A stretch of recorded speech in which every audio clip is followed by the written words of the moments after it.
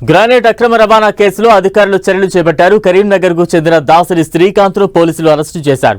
Manoj enterprises పేరుతో fake GST సంస్థను నిర్వహిస్తున్న దాసరి శ్రీకాంత్ దాదాపు 17 కోట్ల జీఎస్టీని ఎగ్గొట్టినట్లుగా అధికారులు గుర్తించారు. 80 నుంచి 100 కోట్ల విలువైన ఈ-వే బిల్లు జనరేట్ చేసినట్లుగా దర్యాప్తులో తేలింది. తన భార్య మొబైల్ నంబర్తో ఫేక్ ఇన్వాయిస్లు క్రియేట్ చేసిన శ్రీకాంత్ తన స్నేహితుడి బ్యాంకు ఖాతా లింక్తో జీఎస్టీ రిజిస్ట్రేషన్ చేసినట్లు తేల్చారు.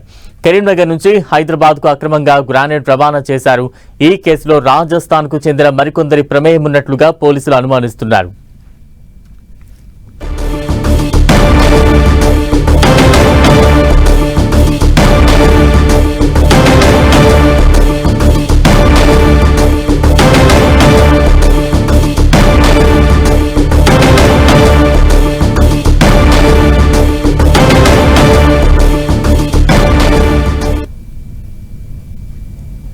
బ్రేకింగ్ న్యూస్ చూస్తూ ఉన్నాం.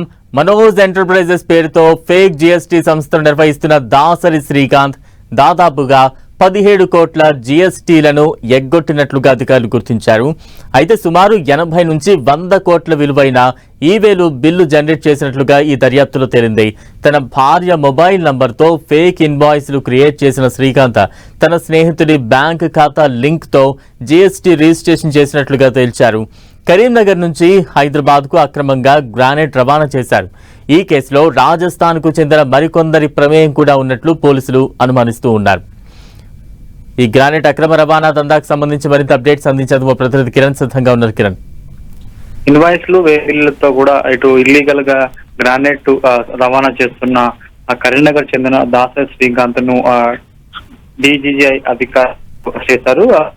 జైలు సెక్షన్ కింద కూడా ఇతని మీద నమోదు చేశారు. నాంపల్లి ఎకనామిక్ అఫైర్స్ కోర్ట్ లో కూడా ఇతను రిమాండ్ చేశారు. ఆసిఫ్ నగర్ కు చెందిన శ్రీకాంత్ ఈ మనోజ్ ఎంటర్ప్రైజ్ పేరుతో కూడా డమ్మీ జిఎస్టీ సంస్థ నిర్వహణ చేసి గ్రానైట్ రాళ్లను అదేవిధంగా స్లాబ్ల అక్రమ రవాణా చేసినట్టుగా గుర్తించారు. సుమారుగా 80 నుంచి 100 కోట్ల విలువైన పే బిల్లులు జనరేట్ చేసి ఇతడు పెద్ద మొత్తంలో కూడా ప్రభుత్వ ఆదాయానికి గండి కొట్టినట్టుగా గుర్తించారు. జీఎస్టీ రిటర్న్స్ లో మాత్రం నిల్లుగా చూపించే ప్రయత్నం చేశాడు. సుమారుగా 14.96 కోట్ల ఎగవేసినట్టుగా గుర్తించారు. ఇదే కాకుండా భార్య మొబైల్ నెంబర్ తో ఫేక్ ఇన్వాయిస్ ఏర్పాటు చేసి స్నేహితుడి బ్యాంక్ లింక్ చేసి జీఎస్టీ రిజిస్ట్రేషన్ చేసుకుని తెలిసింది. దీనికి సంబంధించి పూర్తి స్థాయిలో గడిచిన కొద్ది రోజులుగా నిఘా పెట్టిన అధికారులు అతడి బండారాన్ని బయటపెట్టేసింది. ముఖ్యంగా కరీంనగర్ నుంచి హైదరాబాద్ కు ఈ అక్రమ గ్రానైట్ రవాణా సాగుతుంది.